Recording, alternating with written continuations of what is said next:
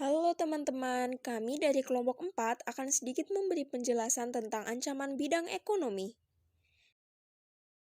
Yang akan dibahas dalam materi ini adalah pengertian, bentuk ancaman dari dalam, bentuk ancaman dari luar, contoh kasus, dan strategi menghadapi ancaman. Pengertian ancaman adalah setiap usaha dan kegiatan dalam negeri maupun luar negeri yang dinilai membahayakan kedaulatan negara, keutuhan wilayah negara, dan keselamatan segenap bangsa. Sedangkan ancaman ekonomi adalah setiap usaha dan kegiatan baik itu yang berasal dari luar maupun dalam negeri yang dinilai mengancam dan membahayakan keamanan finansial serta pertumbuhan ekonomi nasional bangsa Indonesia. Bentuk ancaman internal atau dari dalam di bidang ekonomi. Yang pertama adalah inflasi terjadi dengan ditandai adanya peningkatan harga barang secara tidak terkendali. Yang kedua, infrastruktur, sarana serta prasarana yang tidak memadai. Sebagai contoh, jalan yang kurang kondusif, transportasi yang minim sekali. Dengan begitu akan memperhambat pertumbuhan ekonomi di Indonesia. Yang ketiga, sistem ekonomi yang kurang stabil antara pengusaha, penanam modal, pemerintah, serta warga sipil. Yang keempat, kurangnya kualitas sumber daya manusia, baik pada tingkat pendidikan ataupun tingkat kemampuan agar berdaya saing yang baik dengan negara lain. Yang kelima, meningkatnya jumlah pengangguran di Indonesia. Hal ini dikarenakan rendahnya tingkat pendidikan, tidak memiliki skill, serta kepadatan penduduk yang tidak seimbang terhadap ketersediaan lapangan kerja yang ada. Selanjutnya, bentuk ancaman eksternal adalah ancaman ekonomi yang datang dari luar. Ancaman ekonomi dalam kelompok ini bisa berupa ketergantungan yang tinggi pada pihak asing, gagal bersaing dalam era globalisasi dan pasar bebas, kinerja ekonomi yang buruk, pemberlakuan embargo dan sebagainya, datangnya barang-barang dari luar negeri atau perdagangan bebas, perekonomian dikuasai oleh pihak asing seiring dengan mudahnya penanaman modal di Indonesia, dan persaingan bebas akan menimbulkan pelaku ekonomi yang kalah dan menang. Contoh kasus nyata ancaman di bidang ekonomi di Indonesia. 1.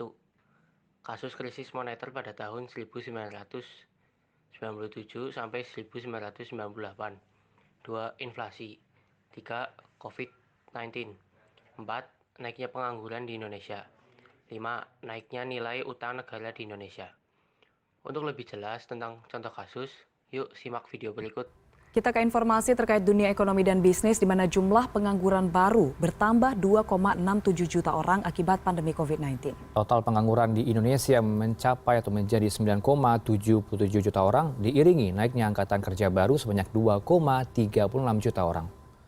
Menteri Keuangan Sri Mulyani mengatakan pengangguran melebar seiring dengan perlambatan perekonomian. Terjadi pemutusan hubungan kerja atau PHK, pekerja dirumahkan, dan penurunan jam kerja. Hal ini menyebabkan 2,36 juta angkatan kerja baru kesulitan dalam mendapatkan pekerjaan. Imbas pandemi, tingkat pengangguran terbuka naik dari Agustus 2019 5,23% atau 7,1 juta orang menjadi 7,07% atau 9,77 juta orang. Baik pengangguran di perkotaan maupun pedesaan ini mengalami kenaikan. Angkatan kerja baru juga bertambah 2,36 juta orang, sementara penurunan lapangan kerja terjadi 310 ribu orang dan ini menyebabkan naiknya pekerja di sektor informal. Dan 24 orang. Tingkat pengangguran ini kalau kita lihat tambahan pengangguran akibat adanya COVID adalah 2,6, tambahan angkatan kerja baru yang kemudian mencari kerja adalah 2,36 juta, dan penurunan lapangan kerja yang diciptakan adalah sebesar 0,31 juta. Jadi, strategi untuk mengatasi permasalahan tersebut. Pertama, memperbaiki infrastruktur yang menunjang kegiatan ekonomi. Kedua, membuat kebijakan yang memajukan UMKM. Ketiga, membangun lapangan kerja yang bersifat kreatif dan padat karya. Keempat, menerapkan devaluasi atau penurunan nilai mata uang dalam negeri terhadap mata uang luar negeri untuk mengatasi inflasi.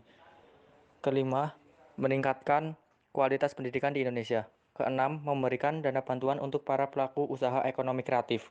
Terakhir, meningkatkan efisiensi di berbagai bidang dan meningkatkan pembayaran pajak guna mengatasi masalah utang luar negeri. Sekian penjelasan yang dapat kami sampaikan. Terima kasih karena telah menyaksikan.